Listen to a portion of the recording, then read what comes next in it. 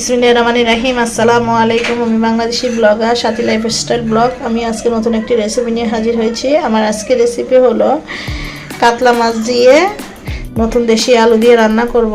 এখানে আমি কাতলা মাছ নিয়েছি আর দুইটা আলু চিকন চিকন করে কেটে নিয়েছি। তো শুরু করা যাক আমার রেসিপিটি। এখানে আমার তেলটা গরম হয়ে এসেছে। এই পর্যায়ে আমি পেঁয়াজ কুচি দিয়ে দেব।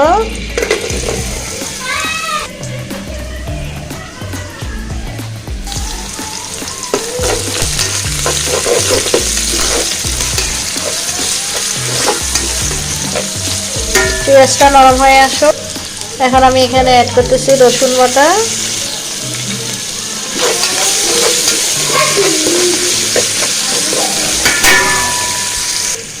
পেঁয়াজটা ভাজা ভাজা হয়ে এসেছে। এই পর্যায়ে আমি অল্প একটু পানি আমি এখানে দেব লবণ, হলুদের গুঁড়া চামচ, ধনিয়া গুঁড়া 1 চামচ, মরিচের গুঁড়া 1.5 চামচ। নাড়াচাড়া করে মিশিয়ে নেব। মশলাটা ভালোভাবে কষানো হোক। মশলাটা ভালোভাবে কষানো হয়ে গেছে। এ পর্যায়ে আমি আলুটা দিয়ে দেব।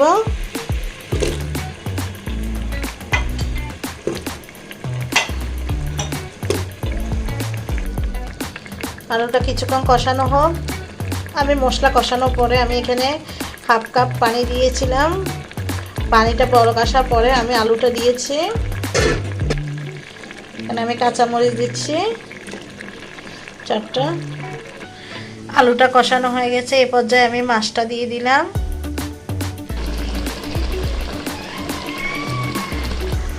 মাছটা ভালোভাবে কষানো হয়ে গেছে। এই পর্যায়ে আমি অল্প একটু পানি অ্যাড করলাম 1 কাপ।